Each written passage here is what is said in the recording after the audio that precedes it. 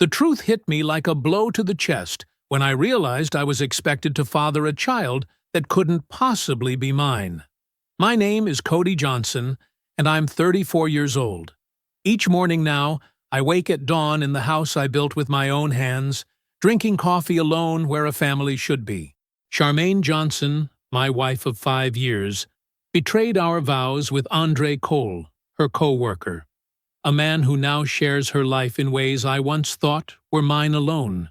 My brother Caleb offered his spare room when I needed somewhere to go that night. No questions asked except, "What do you need?" The birth certificate remains unsigned. The DNA test confirmed what my eyes already knew, and I've begun rebuilding on ground that doesn't shift beneath my feet. The courts will handle justice. I'll handle the truth. Before I go any further, let me know in the comments where in the world you are watching from, and make sure to subscribe, because tomorrow I will share a story you don't want to miss. But let me start from the beginning. The maternity ward clock read 9 p.m. when I stepped through the door, a bundle of yellow roses in my hand and pride swelling in my chest. The overhead lights cast everything in that sterile hospital glow. Not quite warm, not quite cold. "There's Daddy," Charmaine said, her voice syrupy as she adjusted herself in the bed. Her hair was pulled back in a messy bun, face glistening with post-delivery sweat, but she managed to look composed. Always composed, my Charmaine. I set the flowers on the side table and leaned in to kiss her forehead. "How are you feeling?" "Perfect now that you're here." She squeezed my hand, then pushed a clipboard toward me. "The nurse said we need to fill out the birth certificate right away. Can you sign it? They're waiting." 2 nurses bustled around the room, checking monitors and making notes on tablets. One smiled at me as she passed. "Let me see the little guy first," I said, moving to the clear bassinet where our baby, our son, lay swaddled in a blue hospital blanket. That was when the world tilted. The infant's skin was several shades darker than mine or Charmaine's. His features, even through the newborn puffiness, were nothing like the Johnson family nose or my wife's delicate chin. This child wasn't mine, not even close. My throat closed up. I turned back to Charmaine, who was watching me with an intensity that confirmed what I already knew. "Whose baby is this?" I asked, my voice barely audible. Charmaine's face hardened for a split second, before melting into concern. "What do you mean?" "He's ours, Cody." "You're being ridiculous." One of the nurses glanced our way, then busied herself with a chart. I stepped closer to the bed and lowered my voice. "Don't lie to me. This child isn't mine. Anyone with eyes can see that. You're stressed. We've both been stressed." She reached for my hand again. "The lighting in here is terrible. Babies change color all the time after birth." I pulled my hand away. "Stop. Just stop. Tell me whose child this is. You're being paranoid." Her eyes darted to the nurses. "You've been working too hard. Maybe you should sit down." I could feel my heart hammering in my chest. In 12 years together, 5 of them married, I'd never seen her lie so boldly to my face. "Charmaine, look at me." I waited until her eyes met mine. "Tell me the truth. Now." She broke first, her voice a furious whisper. "Fine. It's Andre Cole's, from the office." Her chin lifted defiantly. "But that doesn't change anything between us. You promised to be a father. You promised to love me no matter what." "I promised to be faithful." The words felt like stones in my mouth.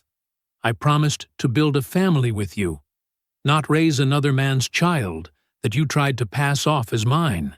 Love makes a family, Cody, not DNA." Her eyes filled with tears that I couldn't tell were genuine or practiced. "Please, just sign the certificate. We can work through this. I made a mistake, but I chose you." The room felt too small suddenly. One of the nurses disappeared, sensing the tension. The other pretended to be invisible. "You didn't choose me," I said. "You chose convenience. You chose someone who would pay your bills, while you built a life with another man." Charmaine's expression shifted, sympathy replacing defensiveness. You're confused. You're tired. We both are. Let's talk about this tomorrow when— No, there's nothing to talk about. I set the pen down on the clipboard. I'm not signing this. Her face contorted with anger. If you walk out that door, don't bother coming back. I looked at her, really looked at her, and saw a stranger. That's not a threat, Charmaine. That's a promise I'm making to myself. I walked out into the hallway, my legs unsteady beneath me. I pulled my phone from my pocket and called my brother. Caleb picked up on the second ring. Hey, little brother. How's the new dad life? Caleb, I need advice. My voice cracked. The baby isn't mine, not even close. Charmaine wants me to sign the birth certificate anyway. A beat of silence. Then, don't sign anything. Not a damn thing. You hear me? I'm coming to get you. Yeah. I turned and looked through the glass window into Charmaine's room. She was cradling the infant against her chest, rocking gently back and forth as if nothing had happened, as if she hadn't just shattered everything. I'll be in the parking lot, I said. 10 minutes later, I walked through the automatic doors into the rainy night. Water droplets caught in the beams of headlights slicing through the darkness. I climbed into my truck, gripped the steering wheel, and whispered to the empty cab, I'm done being lied to. I woke up on my brother's couch at 5:42 a.m., before the sun had fully breached the horizon. My mind wouldn't let me rest any longer, so I drove back to the house Charmaine and I had shared for the past 3 years. Our house. My house now, I supposed. The kitchen looked exactly as I'd left it 2 days ago. Coffee mugs still in the drying rack, mail stacked on the counter, her flowered dish towel hanging from the oven handle. I sat at our small oak table, the one I'd built when we first moved in, and stared at my phone. 27 missed calls, 43 text messages. I scrolled through them, watching Charmaine's emotions pinball between strategies. Please come back. I'm scared. The baby just came early. You're jumping to conclusions. I made a mistake, but I chose you. You're abandoning your family when we need you most. I'll tell everyone you knew all along if you do this. The timestamps showed the progression. Apologies at midnight, denial at 2 a.m., threats by morning. Classic Charmaine, thinking she could rewrite reality if she just found the right words.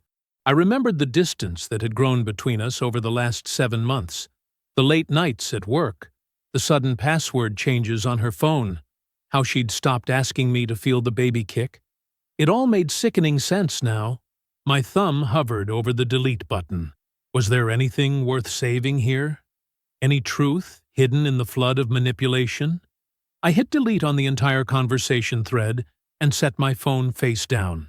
The house felt like a museum of lies, photos of us on the mantel, the nursery I'd spent weekends painting and furnishing, the king-sized bed where she'd slept beside me while carrying another man's child. I couldn't breathe here. By 8, I was pulling into Caleb's driveway again. He was already on the porch with 2 mugs of black coffee, like he'd been expecting me. You look like hell, he said, handing me a steaming mug. Feels about right. I slumped into the chair beside him. I went home? Bad idea. Yeah. The coffee scalded my tongue, but I welcomed the pain, something real to focus on. She's texting non-stop, changing her story every hour. Caleb nodded, staring out at the quiet street. You need to lock down your finances today. What? Listen to me, Cody. His voice had that same protective edge I remembered from childhood. This isn't just about heartbreak. She's setting you up.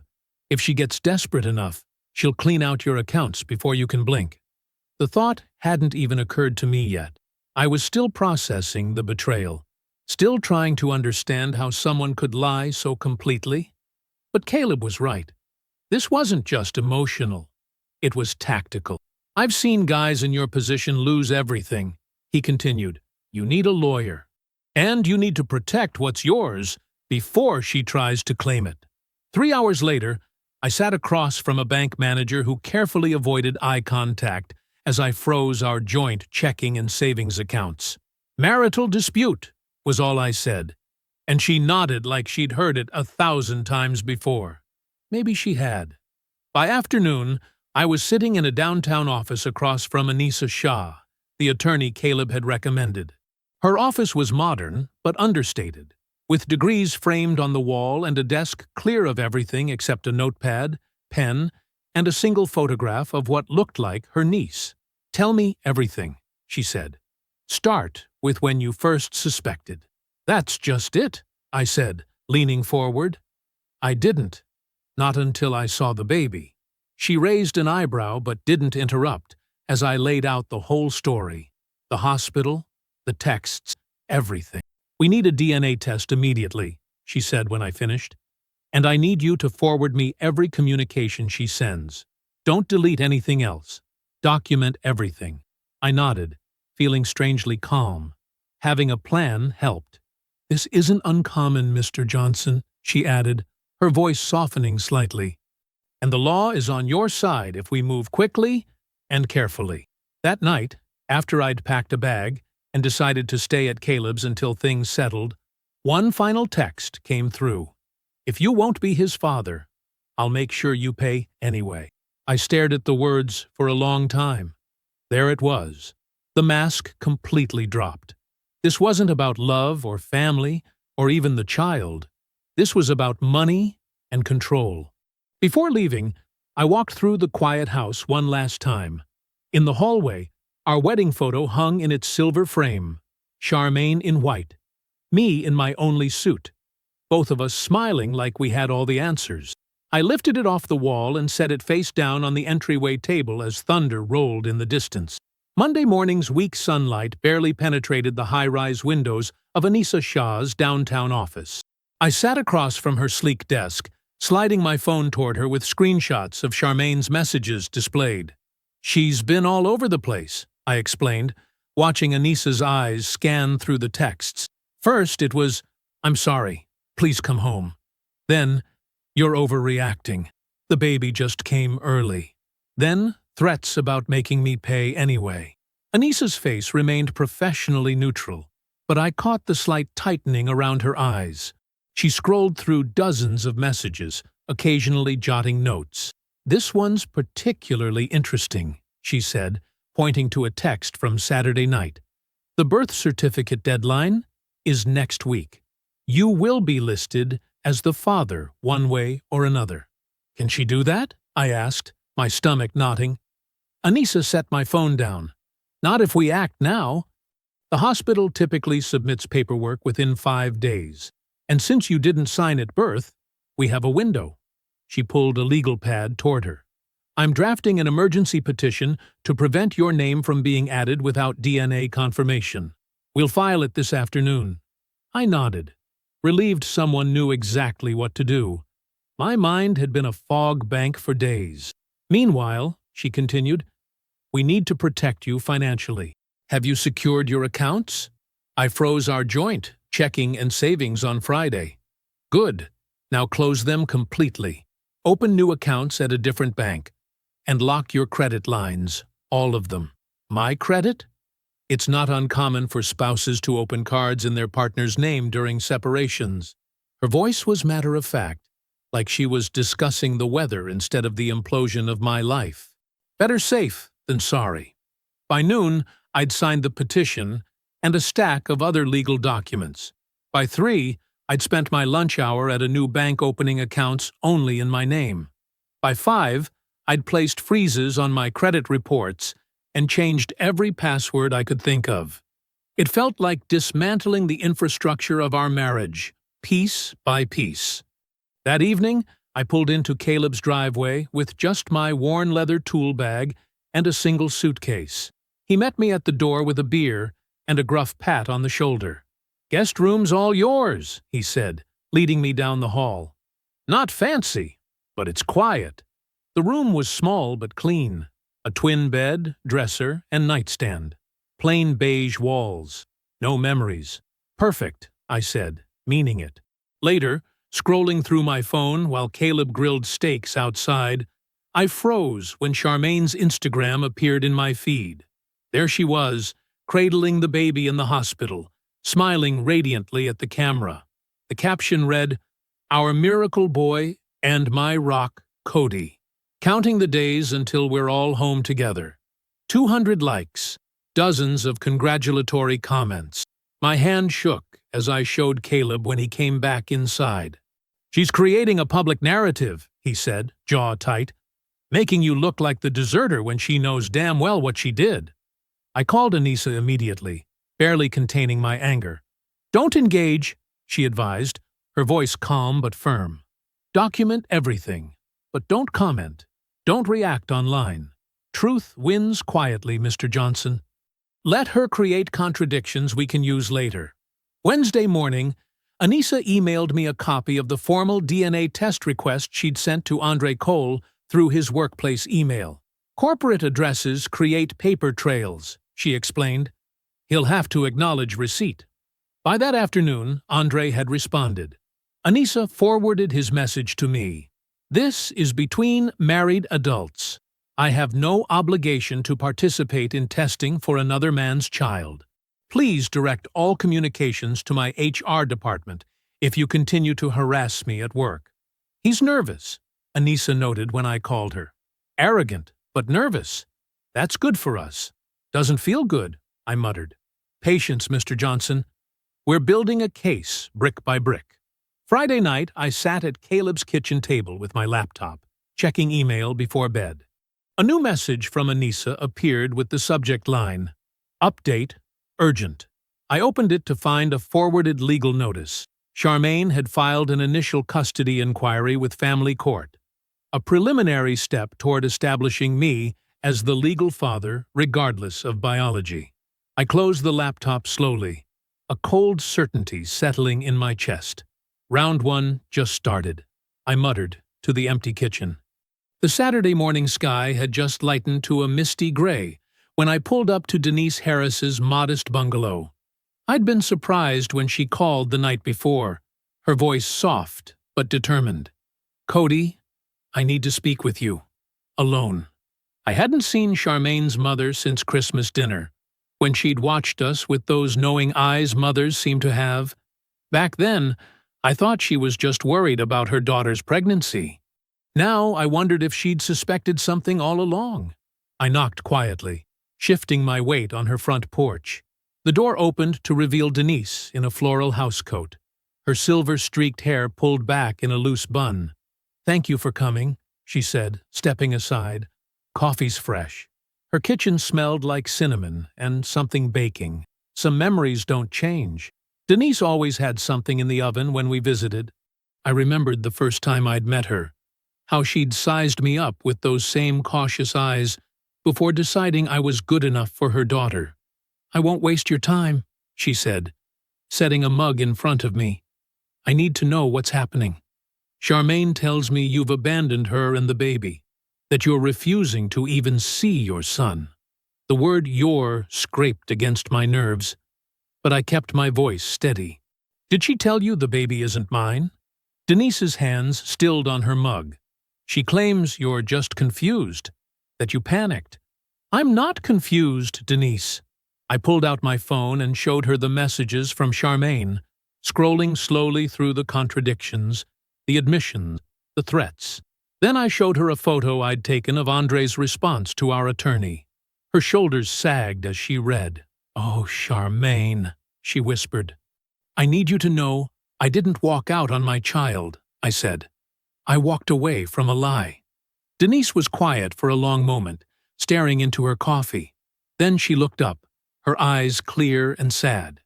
"I suspected something wasn't right. For months."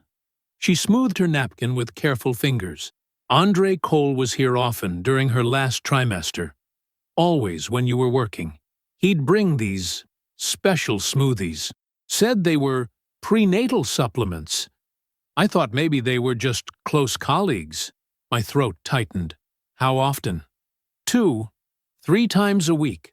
Sometimes he'd stay for hours." She shook her head. "I asked Charmaine once if you knew how often he visited. She said you two had an understanding about work friends." That landed like a punch. An understanding. While I was hanging drywall and laying tile to build our future, they'd created their own understanding under my roof. Would you be willing to put that in writing? I asked. About the visits? Denise didn't hesitate. Yes. It's not right, what she's doing to you. She wrote everything down. Dates she remembered, times, details about the smoothies and private conversations behind closed doors. When she signed it, her hand was steady. I love my daughter, she said, folding the paper, but I raised her to face consequences. I drove straight to Anissa's office. She was working weekends now that our case had escalated. When I handed her Denise's statement, her eyes widened slightly. The first real surprise I'd seen on her face. This connects the timeline, she said, scanning the document. Her mother's testimony will carry significant weight. We'll file this Monday morning as supporting evidence.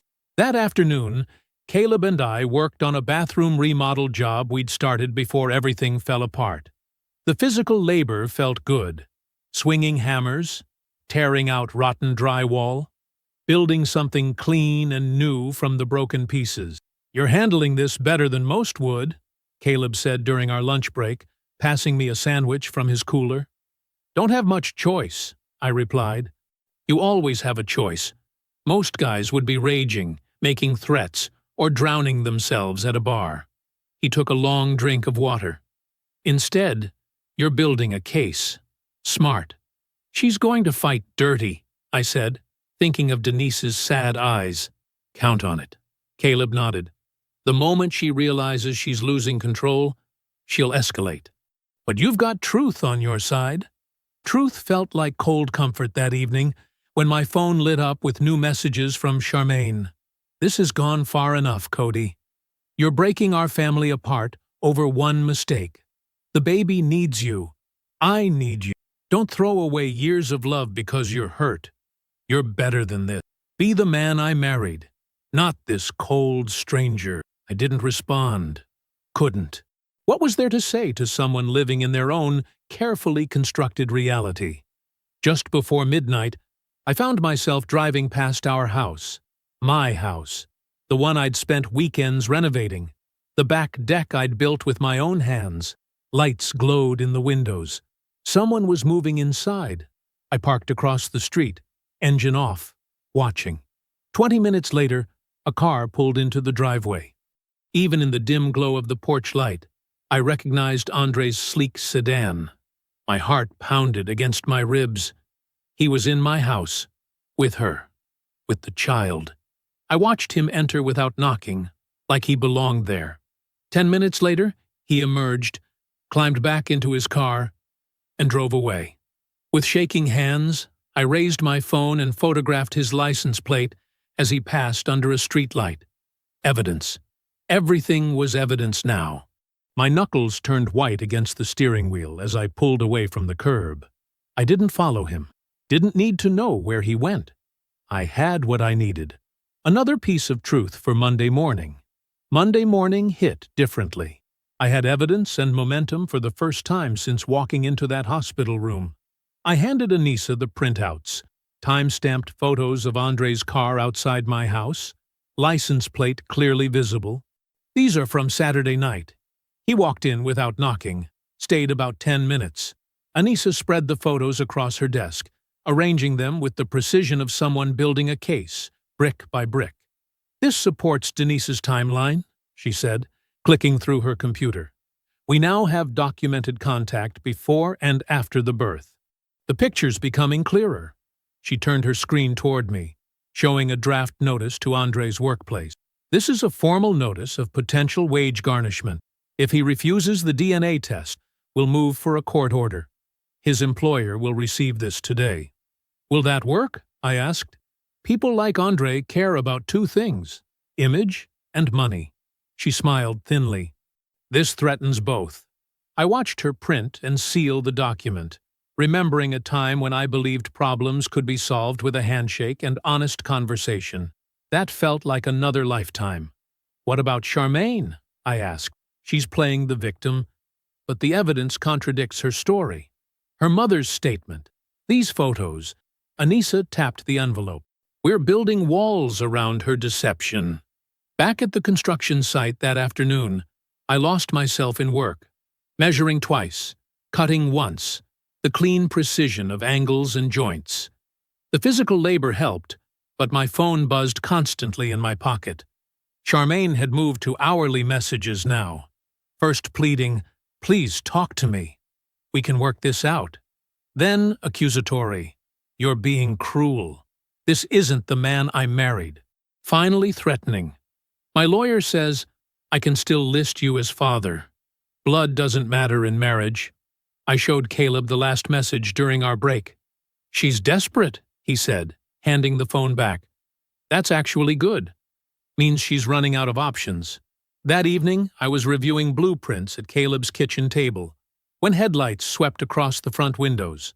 A car door slammed, then pounding on the front door. "You expecting someone?" Caleb asked from the living room. I wasn't, but somehow I knew exactly who it was. Charmaine stood on the porch, arms crossed tight against the evening chill. Her hair was pulled back, makeup carefully applied despite the red rims around her eyes. "We need to talk," she said. "Alone." Caleb appeared behind me. "You don't have to do this." "It's okay," I said. "I'll handle it." We walked to the edge of the driveway, standing beside her car. Close enough to talk, far enough that I could step back if needed. "This has gone too far," she started, her voice soft, practiced. "We had something special, Cody. One mistake shouldn't erase years together." "It wasn't a mistake," I replied evenly. "Mistakes happen once. This was months of lying." Her expression shifted, the gentle mask slipping. "I was scared and hormonal. You were never home. I was working, building our life." The words tasted bitter. "While you were bringing another man into our bed. It wasn't like that." Her eyes welled up on command. "Andre meant nothing. It was just attention when I felt alone." "Meant nothing? Then why is his car at our house? Why is his child wearing the onesies I bought?" She reached for my arm. I stepped back. "We can heal from this," she whispered. "For the baby's sake." "It's not my baby." "He could be. We were still—" "Don't." My voice hardened. "The timing doesn't work. We both know that." Her face changed then, sympathy draining into something harder.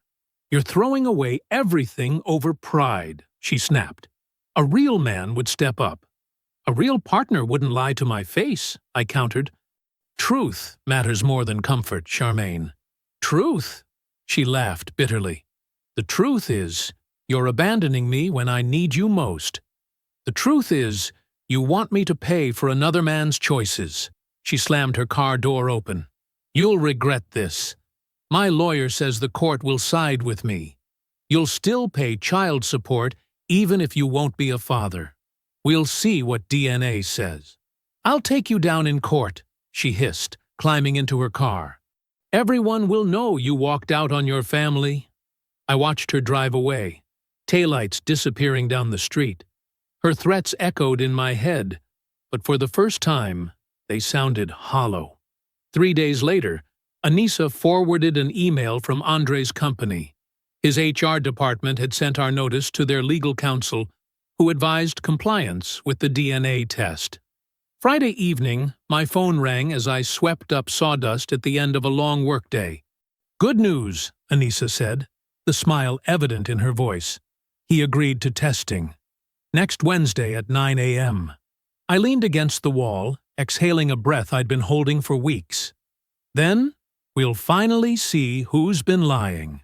The morning air felt different as I pushed through the glass doors of Anissa's downtown office building. Not lighter exactly, but like I could finally breathe without something pressing against my chest. The receptionist nodded me straight back. Anissa was waiting, a manila envelope centered perfectly on her desk. "It came an hour ago," she said, gesturing to the chair across from her. Rush processing worked. I sat down, hands resting on my knees. "Let me guess. I'm not the father." She slid the envelope toward me. "You should see it yourself." The paper inside was clinical, all percentages and technical terms, but the conclusion stood out in bold print. Probability of paternity, 0%. Andre Cole confirmed as biological father with 99.99% certainty.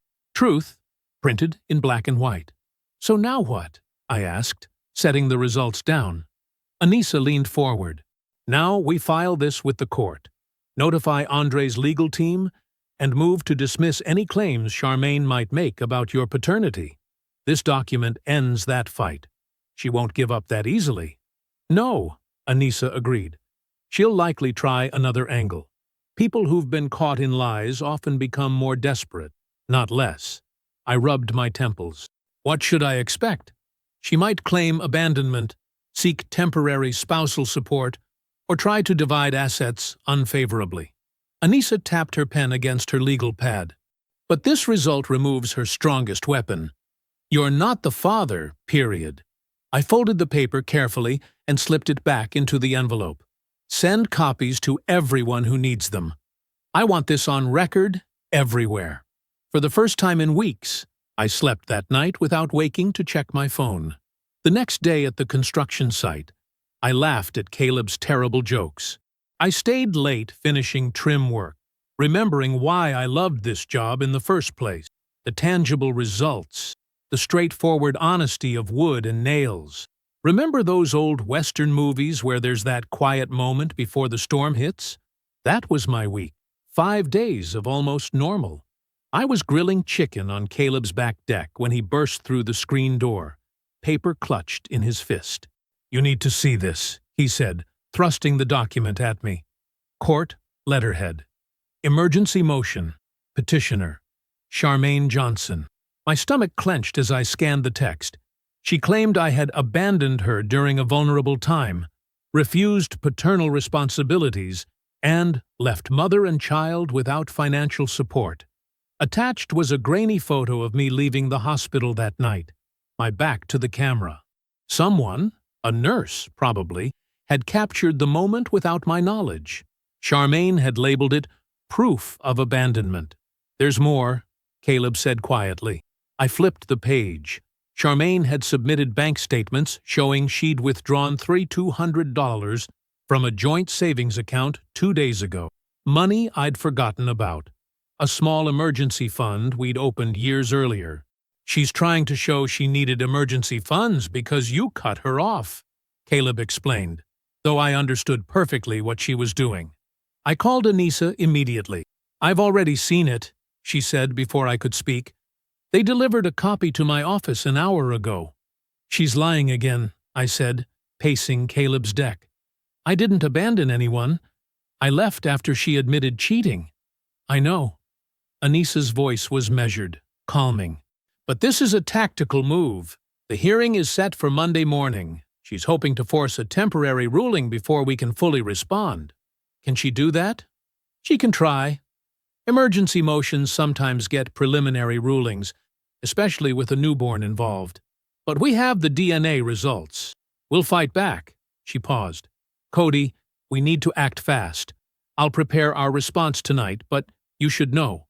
We'll be in court Monday. Both of you. The weekend crawled by. I kept rereading the motion, marking each lie with angry pen strokes. Sunday night, I barely slept. Monday morning, the courtroom felt too small, too warm. Whispers followed me down the center aisle. I spotted Charmaine in the front row, dabbing at her eyes with a tissue, while her attorney, a stern woman in a charcoal suit, leaned close, whispering instructions. When the judge entered, an older man with wire-rimmed glasses, everyone stood. He reviewed both motions quickly, glancing between Charmaine and me. I'll hear arguments from both sides next Tuesday, he finally announced. Until then, no assets are to be transferred or accounts emptied. Ms. Johnson, your emergency relief is temporarily denied pending full hearing. Charmaine's face hardened for just a moment before she resumed her distressed expression. That night, I sat on Caleb's front porch, watching rain streak down through the porch light. The wooden boards creaked as Caleb settled into the chair beside me, offering a beer without a word. Lightning flashed in the distance, illuminating the outline of trees against the night sky. "She's not done lying yet," I murmured, watching the darkness return. 8 days after the emergency filing, I arrived at the courthouse 40 minutes early. The hallway buzzed with low conversations that hushed when I walked past. I recognized a reporter from the local paper sitting on a bench, notebook open. Small-town news travels fast, especially when it involves paternity and betrayal. Anissa met me at the courtroom doors, her navy suit crisp and her expression focused. "Ready?" she asked. "As I'll ever be," I replied, adjusting my tie. I'd worn my only suit, charcoal gray with a faint pinstripe that reminded me of my wedding day. The irony wasn't lost on me. Inside, the courtroom's polished oak benches gleamed under fluorescent lights. Memories of school field trips flashed through my mind. The teacher explaining how justice worked while we fidgeted in our seats, bored and restless. Justice looked different when you were fighting for your life. We settled at the defendant's table, spreading our documents in neat piles. Across the aisle, Charmaine's attorney arranged her own files with military precision. 10 minutes before the hearing, Charmaine entered wearing a modest navy dress, her hair pulled back in a simple style. She carried a small packet of tissues, already dabbing at the corners of her eyes. Our gazes met briefly.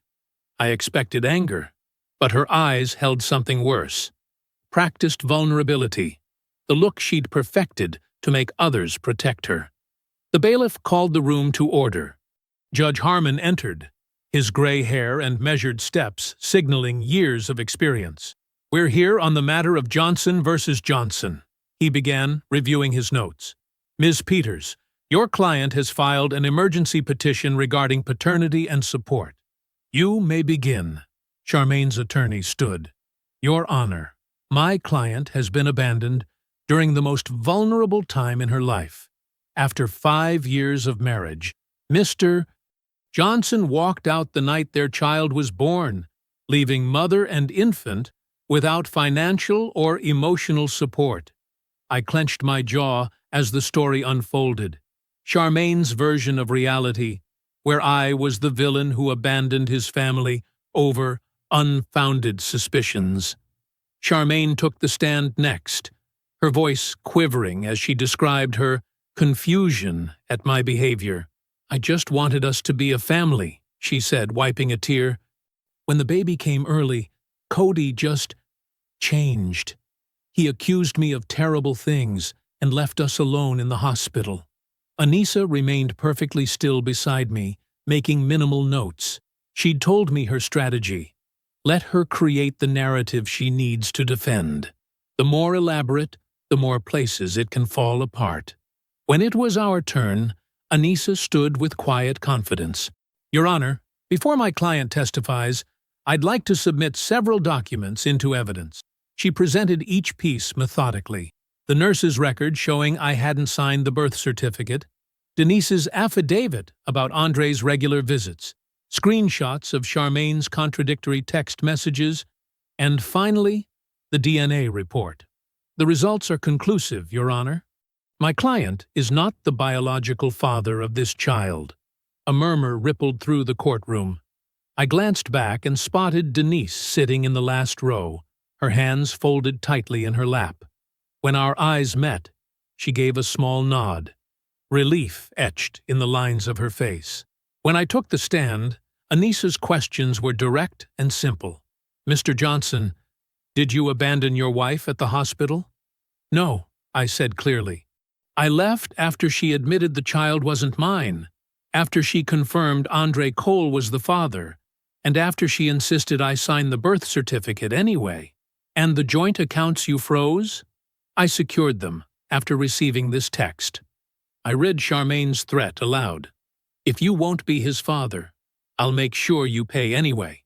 Throughout my testimony, I kept my voice steady, meeting the judge's gaze.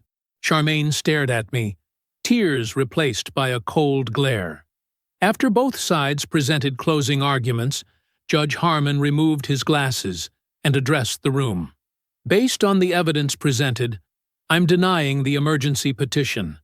Mr. Johnson will not be listed as father without his consent, given the clear DNA evidence. I'm issuing an immediate financial restraining order preventing either party from accessing joint assets until mediation. Messages. Johnson, the court acknowledges biological paternity in this case. He looked directly at Charmaine. Emergency motions are for genuine emergencies, not attempts to circumvent DNA evidence. The gavel's sharp crack echoed through the room. Charmaine's shoulders slumped as her attorney whispered urgently in her ear. Outside the courtroom, camera flashes erupted as Andre ducked into a waiting car, collar pulled high. He'd been subpoenaed to appear, but hadn't been called to testify. I walked down the courthouse steps into bright afternoon sunlight, feeling oddly weightless. Justice feels quiet, but heavy, I said softly to Anissa. She nodded, sliding her sunglasses on. That's how truth lands. 2 days after the court ruling, I stood in what used to be our bedroom, surrounded by cardboard boxes I'd picked up from the hardware store. The morning light filtered through half-drawn curtains, casting long shadows across the carpet where our bed once stood. I'd moved it to the spare room, couldn't sleep where the lies had piled up night after night. I worked methodically, sorting through Charmaine's things, clothes in one box, makeup and perfumes in another, books and personal items in a third. The process felt clinical until I caught the faint scent of her signature perfume, vanilla and something floral, drifting from the closet. My hands stilled for a moment. Remember the camping trip up at Miller's Lake? She'd worn that same scent, and I'd teased her about trying to smell good in the wilderness. We'd laughed under stars so bright they looked painted on the sky. Was any of it real? I shook my head and kept packing. By early afternoon, I had stacked everything neatly by the front door. I'd texted Charmaine that morning. "Your things are ready. Come by at 4:00. She'd responded with just a thumbs-up emoji. Typical. Even now, keeping things ambiguous, non-committal. At 4:30, her car finally pulled into the driveway. I watched through the window as she checked her makeup in the rearview mirror, rehearsing some expression I couldn't quite make out. The doorbell rang, and I braced myself. "Hi, Cody." Her voice was soft, almost shy, as she stepped inside. She wore a simple blue dress I'd always liked, her hair pulled back in a loose ponytail. "Thanks for doing this." "Just wanted it done right," I replied, gesturing to the boxes. "Everything's there. Clothes, jewelry, books, all your personal stuff." She nodded, glancing around the living room. "You've rearranged." Fresh start.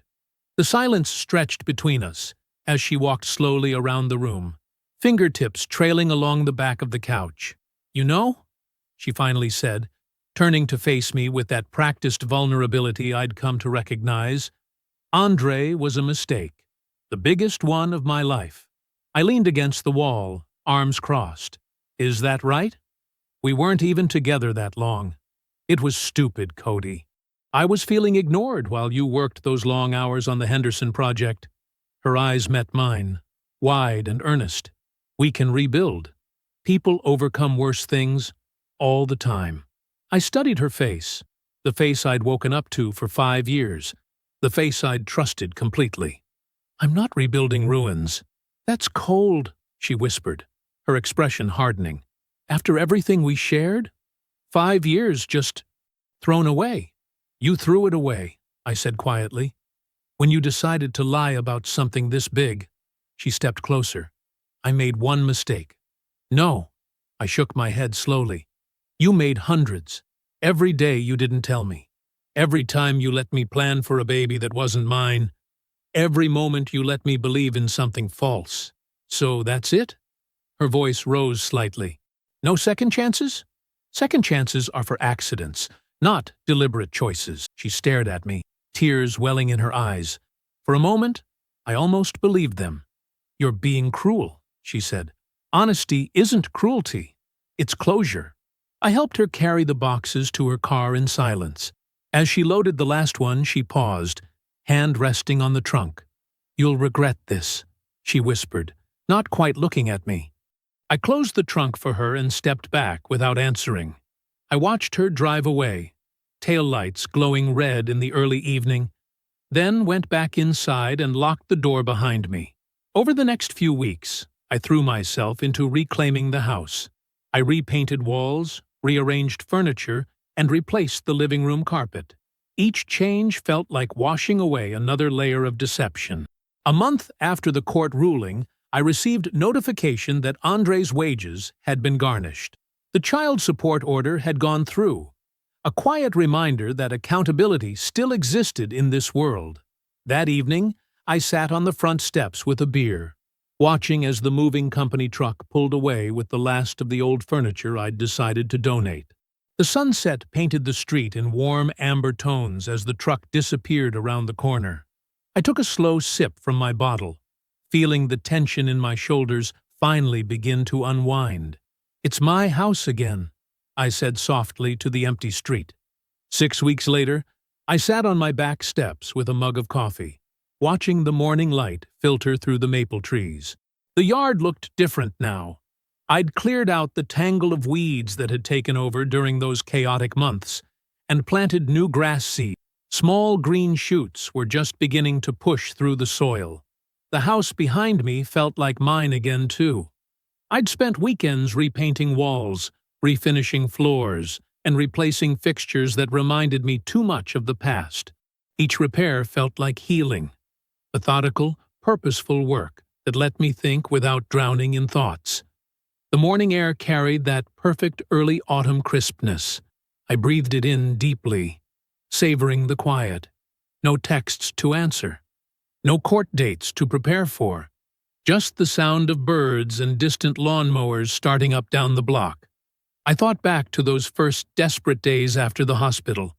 The shock that had numbed me. Then, the anger that had fueled me.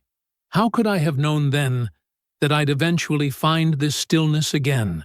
You never believe peace is possible when you're in the middle of the storm. I finished my coffee and headed inside to shower and change. My appointment with Anissa was at 11, the final meeting to wrap everything up officially. Her office looked the same as it had that first desperate day I'd walked in. Neat stacks of papers, the small potted plant by the window, that reassuring air of competence that had been my lifeline. "Cody," she smiled as I entered, standing to shake my hand. "You look well."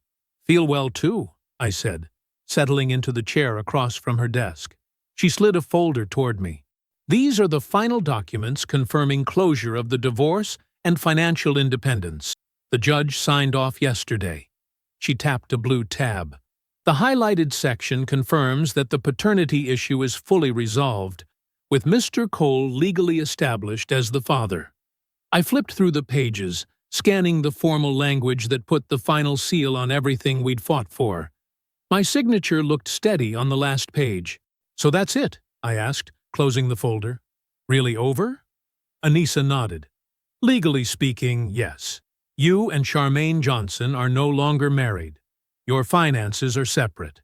Your name is not on the birth certificate. The child support order for Mr. Cole is in place and being enforced." She leaned back in her chair. "You won, Cody." "Doesn't feel like winning," I said quietly. "More like surviving. Sometimes that's the same thing." She gathered the papers back into the folder. "I'll file these today. You're free to move forward now." I thanked her, shook her hand again, and walked out into the sunlight feeling lighter than I had in months. That evening, Caleb came over with steaks and beer to celebrate. We grilled in the backyard as the sun set, talking about work, about the future, about anything but the past. "You look good," he said, passing me another beer. "Peace looks good on you." I smiled. "Didn't think I'd find it again." "Truth has a way of settling things," he replied, "even when it hurts like hell getting there." The next morning, I ran into Maria at the hardware store. She'd been friends with both Charmaine and me, one of the few who hadn't taken sides.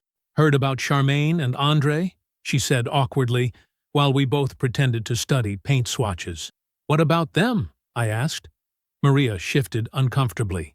"They split up. Didn't even make it a year. Apparently, They've been blaming each other for everything. The money problems, the custody schedule, all of it. She shook her head. They can barely stand to be in the same room during handoffs, but the court order means they have to see each other weekly. All those posts about true love disappeared pretty quick after the ruling. I nodded, feeling no satisfaction, just a quiet confirmation of what I already knew. Truth always outlasts deceit. Back home, I noticed a cabinet door hanging slightly crooked in the kitchen. The same one Andre had leaned against during one of his smoothie deliveries, according to Denise. I grabbed my tools and knelt to fix it, adjusting the hinges that had slowly given way under pressure. Even wood remembers pressure, I whispered as I tightened the last screw. Standing up, I looked out the window at the sunset painting the sky in oranges and purples. The house was quiet except for the soft ticking of the clock and my own breathing. "This is what freedom sounds like," I said to the empty room, and for the first time in a very long time, I smiled without effort. I believe stories such as this find us for a reason. If this one touches you, please subscribe. I share a new one every day. In the meantime, there are 2 stories on the screen that are even better.